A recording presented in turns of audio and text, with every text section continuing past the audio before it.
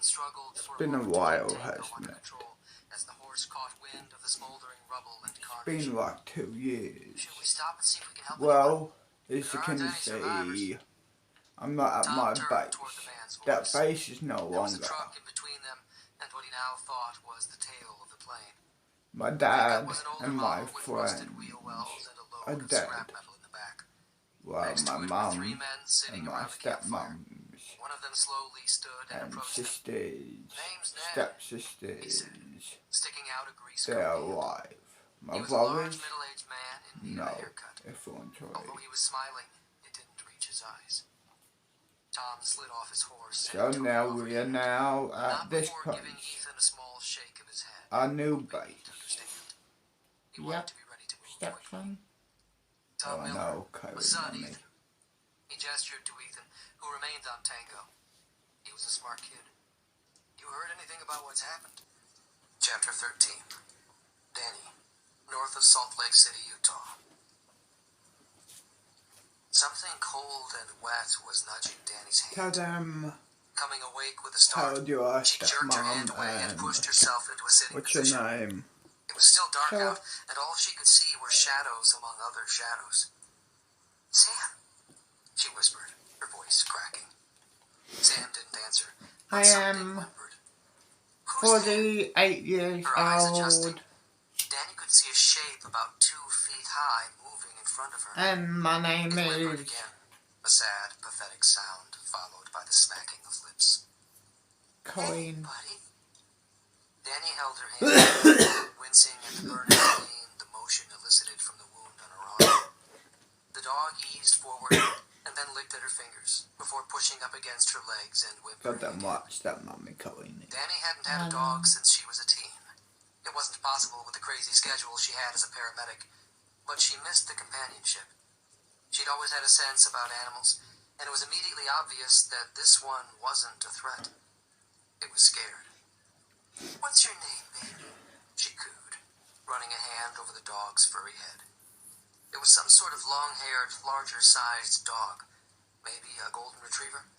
Metal tags clanked together under her hand, but there was no way she'd be able to read them until the sun came up. We'll just call you baby until then, okay? Yeah.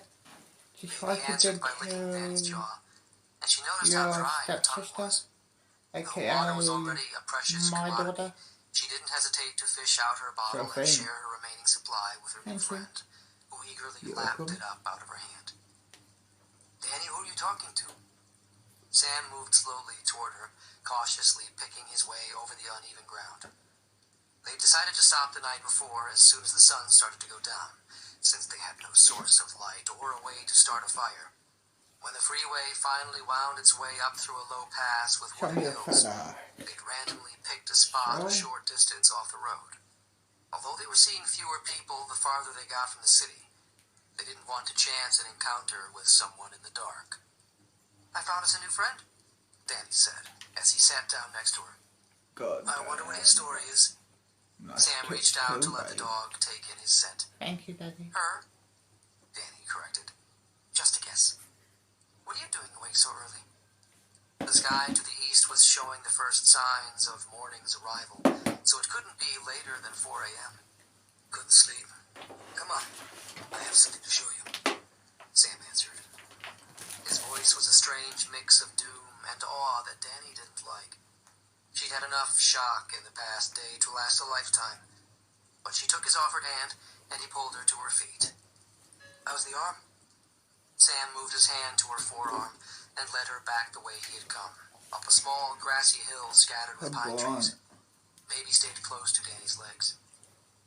Danny shrugged, then realized Sam couldn't see her. I won't lie, it hurts more than I thought it would, but this headache that won't go away is bothering me more. At least I managed to get some sleep.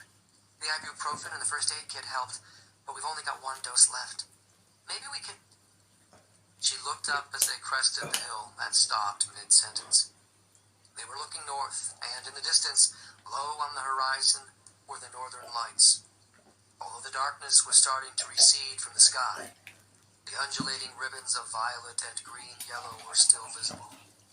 This shouldn't be possible, Sam said in a very teacherish, matter-of-fact kind of way at Sam, and was relieved to finally be able to make out some of his features as dawn won out over the night. You're saying the Northern Lights have never been seen this far south? No, I mean, yes, he said, flustered. It's been visible down here before, but to see it with the naked eye, and this bright at daybreak? No. He shook his head and released her arm to run his hands through his hair. No, not like this. It was obvious that the presence of the lights was upsetting to Sam, which said a lot, considering what they'd already been through, although Danny didn't understand why. Sam, I don't know that much about the atmosphere and solar storm stuff. Can you tell me in layperson terms why this is so bad? Sam removed his glasses and pinched the bridge of his nose. I think this is even more proof it was a gamma ray, and it's not good. Danny set a hand on the retriever's head, already finding her a source of reassurance. It's caused some sort of magnetic storm? Not so much caused it as allowed it through. Danny watched the dancing lights as she waited for Sam to continue. She'd seen the display before on a couple of rare occasions in Montana, except never like this. Even as the sun peeked over the hill to the east, the purple bands looked like they were reaching for the ground. Remember how I told you the beam could have destroyed some of the ozone layer? Sam pointed out at the northern lights. This is pretty much proof that it happened on a larger scale than I thought. The first beams of sunlight painted the tips of nearby trees, and Danny turned toward it. Closing her eyes, she let it wash over her and found some peace in the knowledge that something hadn't changed. The sun still rose, the dark of night retreated, and with it the terrifying evidence the northern lights had to offer. Her moment of meditation was interrupted by the sound of an explosion. Over there, Sam was already gesturing to the northwest of their location. Sure enough, a plume of orange was rising from beyond the hills, a large ball of fire that quickly dissipated to be replaced by a chimney of black smoke. What's over there? Danny asked, her voice dulled by the experiences of the day before. A town called Farmington, Sam answered, without hesitating. When Danny raised an eyebrow at him, he shrugged. I stared at the map for hours yesterday. Anyway, there's a smaller highway that skirts most of the residential and downtown areas and follows these hills for another 40 miles. Sounds like a plan, Danny said. Kneeling down next to Baby, she examined the dog in the growing light. She was definitely a golden retriever and a girl. Turning her tags over, she squinted to read them. Grace. Grace's ears perked up and she tilted her head at Danny. Welcome to our motley crew, Grace. She kissed the dog's nose before standing again. What do you think that was? The black smoke was underscored by the continuing plume of fire, still visible from their location several miles away. Maybe a gas line? Natural gas? Danny asked, her brows furrowed. Sam nodded. Without any way to regulate the flow or pressure, it makes sense that pipes will start rupturing. It happens in the best of times occasionally. So we're about to see how weak parts of our infrastructure really are. Danny didn't like the sound of that. Sam's face was still streaked with black soot from the train fire, and his clothes were ripped and soiled after their trek through the dozens of burnt-out vehicles. His lip was scabbed over, and his glasses were permanently crooked. She imagined he looked good compared to her. One day, and they'd already looked like they'd been cast for roles in The Walking Dead. How much worse was it going to get? She thought about what other commodities they took for granted on a... Pause it. Okay, so it doesn't want to rain for some reason. Don't know why, but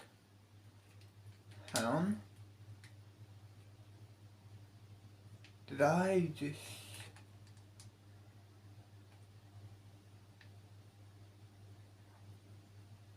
Okay, so it is raining. Okay, cool, good.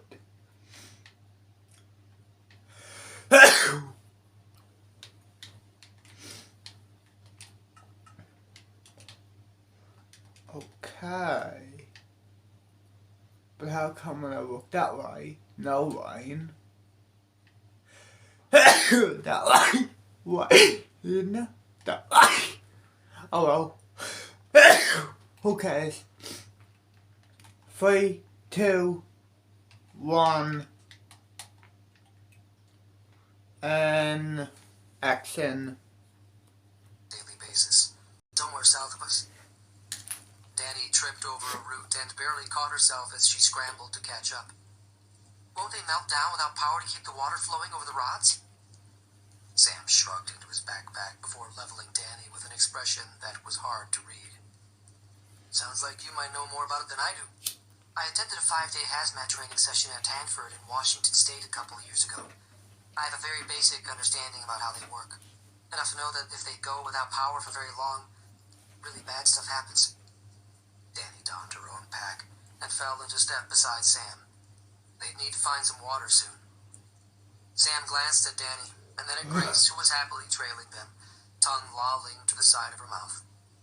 I think they automatically shut down when there's a loss of power, and they're protected against any sort of explosion, but eventually, yeah, they'll melt down.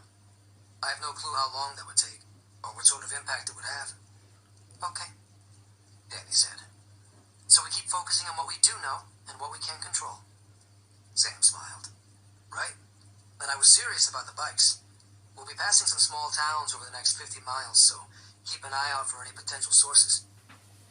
Danny thought about the nearly 500 miles that lay ahead of them, and didn't laugh this time at the idea.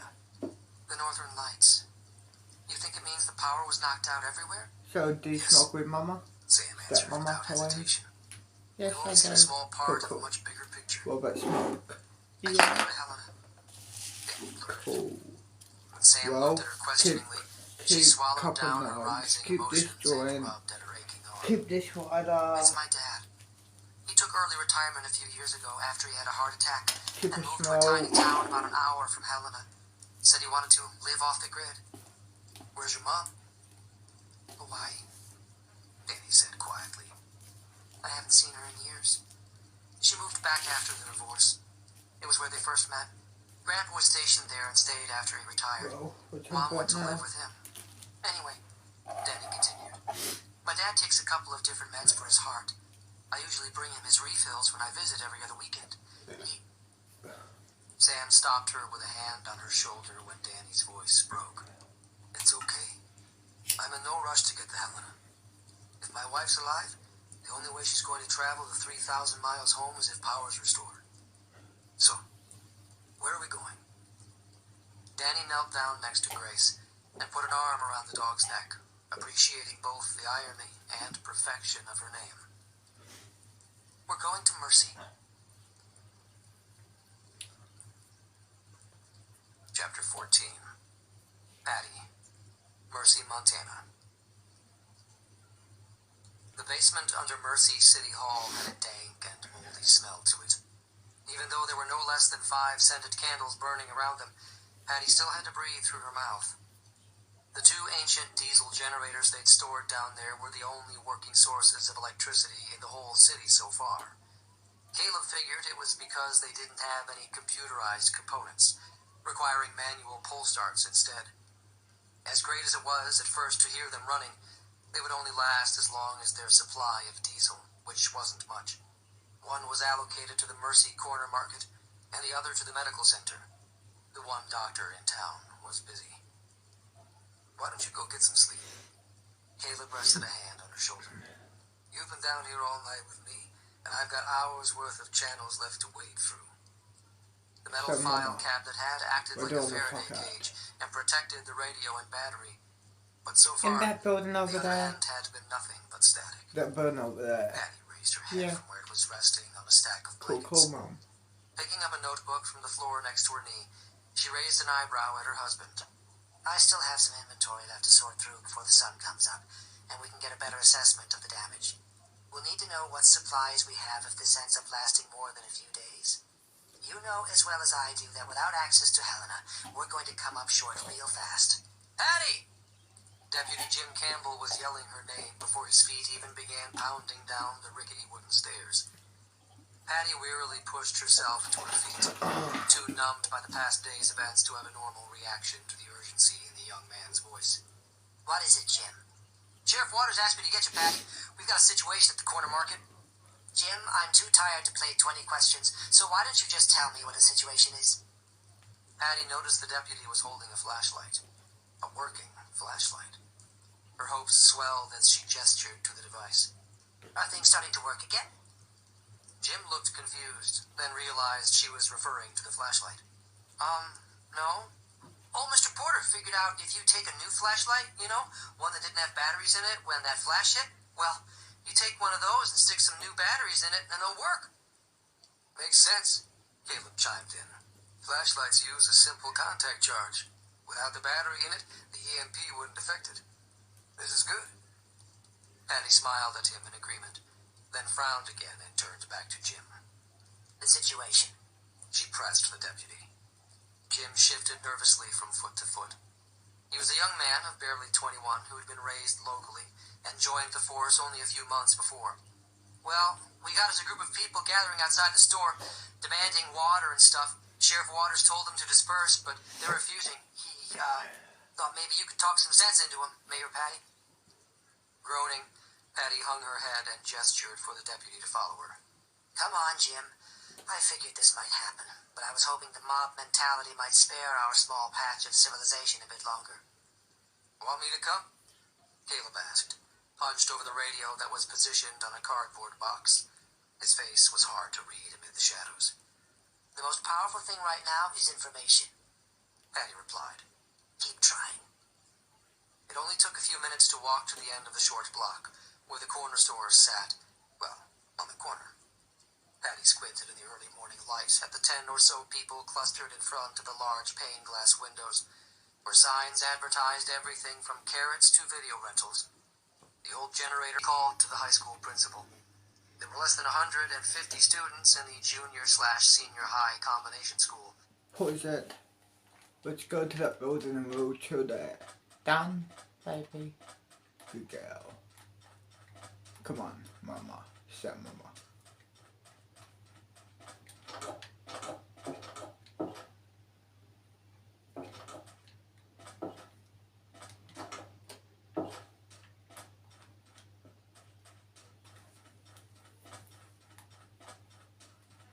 So that building over there.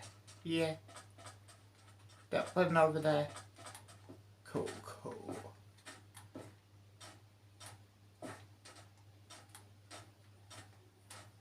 Hi there. Die.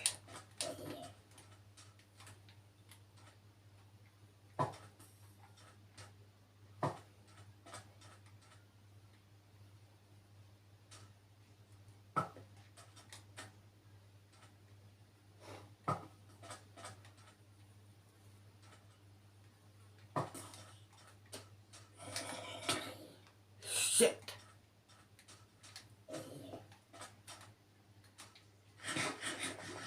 Bandage.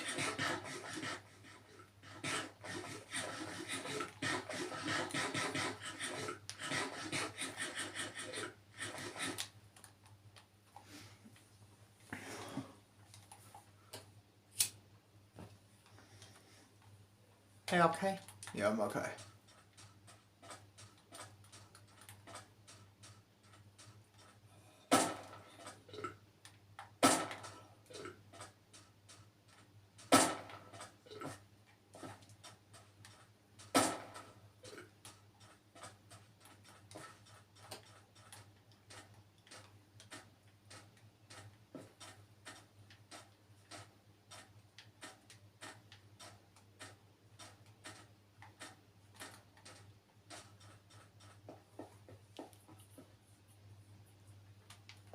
Okay.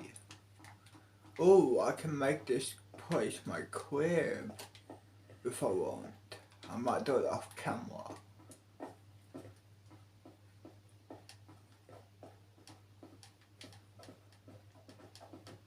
Die.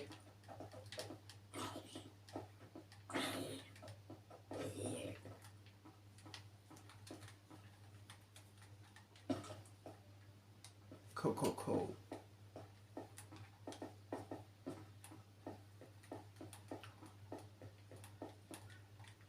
We'll chill here. And we'll fuck here, mama. Is that mama? Done, Sonny? Press play. Fortunate to have a principal with years And I of might experience even in build Normally underground a very professional part and well-spoken man, of Patty was camera shocked by his appearance. connecting Dr. Olsen sent me for water. to He barked while waving a hand this toward the base sheriff. here I don't understand and why we can't the go in this other base. His eyes were red-rimmed, and he had the blank There. look of a person in shock. Dirt was streaked on both his shirt So and yeah, I will jeans, do it off along camera with something else that looked after suspiciously when I like fuck blood. up my stepmommy. Where's Karen? Patty asked, Colleen. referring to his wife. Dead. His voice was so calm that Patty didn't think she'd heard him correctly. Yep. What? Dead. She's dead, Mayor. Something. Haven't you talked with the doctor? Don't you know about people who have died? Is keeping people from getting water more important? Love you, son. Patty staggered backward a couple of feet. She'd been meaning to check with Dr. Melissa Olsen to get a report on injuries from the fires and car accidents she'd heard about. But people dying from implants frying them. She blinked a couple of times, absorbing the information. After spending hours helping with a literal bucket brigade to put out the dozen house and business fires, everyone had called to take stock of supplies and get his radio working. The scope of what had happened was still an incredibly fuzzy image, and Patty was now beginning to realize how much trouble they might be in. Mayor, Sheriff Waters said, his deep voice getting through to her. We need to make some decisions on how to handle the inventory of the store. Mr. Sullivan has agreed to let the city take control of it as long as he's properly reimbursed. I suggest running this past the council ASAP because the longer this outrage goes on, the more demanding people are going to get. Mercy might be small, but no one's above riots or looting when they're desperate enough. Mayor Patty, I need diapers and formula! A woman shouted. We're out of water! Another man added, walking toward her. I'm on city water. I pay for it. His hands were balled into fists. Why isn't it working? When is it going to be fixed? Patty turned from the group and approached the sheriff. We're in a state of emergency. I don't need to get approval from the council, Jim, she said, waving the deputy over to join them. Ask Mr. Sullivan for a notebook and pen. Take everyone's name and whatever supplies they need. Listen up, she yelled at the crowd. Mr. Sullivan has been kind enough to allow us access to the store in spite of the power outage. Deputy Campbell and Sheriff Waters are going to help you get what you need, but we all need to work together. Don't take more than you need, and only what you can't do without. Mr. Sullivan, the store owner, had come out the front door when he saw Patty, and now held the door open. He was an older man, and what they called a lifer of mercy. The store had been in his family for 3 generations. Thank you, Patty mouthed. She was poignantly reminded in that moment what it was about Mercy that was so special. Mayor, Sheriff Waters interrupted her thoughts. This is a band-aid, and while I'm happy to help keep the peace here, if this outrage goes on for another night, we're going to need our law enforcement elsewhere, rather than playing store clerk. Patty nodded. Where are your other deputies? Deputy Clark was off for a couple of days visiting family out of town. Deputy Moore is over by the power station, watching for any flare-ups in the fire. There were 3 more fires reported early this morning, so the fire chief and his 2 volunteers are running around doing their best to put them out. Patty tried to control her expression and not reveal her dismay. 1 sheriff and 2 deputies to control the town of around 700. Only, she really didn't know how many people were there. How many had died, were out of town, or injured. Assume the worst, hope for the best. It was something she'd learned as a nurse when taught how to triage. They had to plan on things being this way for a while, being a whole heck of a lot more organized than they currently were. We need to get a handle on things, she said aloud. Sheriff, I'll assign a few people to come relieve you here at the store, and then, if you wouldn't mind organizing a door-to-door check, we need numbers. How many people, where and what their needs are. Injuries, medications, water, and anything else pertinent you can think of. Control the chaos, Sheriff Waters mumbled, nodding in agreement. It was a notion first responders used when dealing with an overwhelming situation. I'm going to head over to the clinic now to check in with Dr. Olson. I should have done it earlier. As Patty walked away, she looked out at the street that was now empty of any protesters. It was still very early, and as more people woke up to another day of the same confusion and unknowns, the fear would grow. No matter how good a person was, throw enough fear on the fire and it would lead to explosive results. The town was a ticking time bomb. Patty! Startled, she spun toward where Caleb was running down the steps of City Hall, ready to scold him for scaring her. But the look on his face stopped her cold. It was sheer terror. I got through to someone, he gasped, breathing heavily. In Kansas, he's made contact with several other operators. One on the East Coast, Northern Europe, Canada, Mexico. Caleb, you're scaring me. Gone was the normal playfulness and dry wit that had always gotten Patty through the most difficult times of life. Tell them what your job is now. And as she spoke her next words, she knew instinctively that things would never be the same. I'm a prostitute. This is more than Montana. Caleb shook his head. For a safe zone. Tears spilled down his cheek. No, Patty. Just down the corner from here. It's the world. It's the whole world. God, I'm right. Chapter 15. Tom. Somewhere north of Pocatello. My darling mama. Mom! Tom jerked awake. Mom! No! Ethan was writhing on the blankets beside him, caught in the throes of what was likely a horrible nightmare. Reaching out in the early pre-dawn light, Tom rested a hand on his son's shoulder. Ethan. My sweet answer, mama. Ethan, you're safe. Yeah, it's okay. They'd managed a few hours of sleep after stopping in the middle of the night. But he wasn't surprised at whatever story was playing out in his son's head. Ethan quieted, and Tom pushed himself up into a sitting position with a grunt. It had been a long time since he'd slept on the ground, and his back was protesting. Pulling his knees up, he rested his elbows on them and held his head for a moment. There was a dull throbbing behind his eyebrows, and his stomach was unsettled. Crickets serenaded them, and a horse snickered softly, undermining the unnatural situation they were in. Opening his eyes, Tom peered at the lights still dancing overhead, and they confirmed that the world had, in fact, gone haywire. They'd encountered a handful of people earlier on the dark country road, all of whom were just as confused as Tom. The hills eventually smoothed out into farmland, and they were now sleeping next to a small lake. With the horses well watered and grazing, they should be good for another day. A sign about a mile back announced a small town up ahead with a population of 2,008. Tom was hopeful that a new day might bring some answers. And a small town would be a better place to look for them. What time is it? Ethan was moving again beside him. Hard to say. Tom looked at the glow increasing in the eastern sky. Probably around 5 a.m. Ethan stood and jammed his hands into his jean pockets. I was dreaming that before had left a sharp impression. Ready? Yeah, I'm ready. Coco.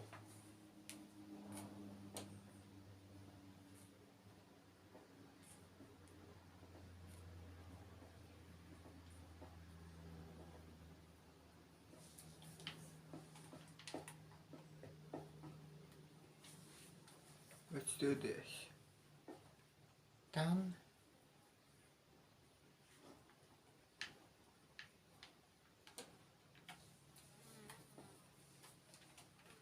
I will see you guys in the morning. See you then.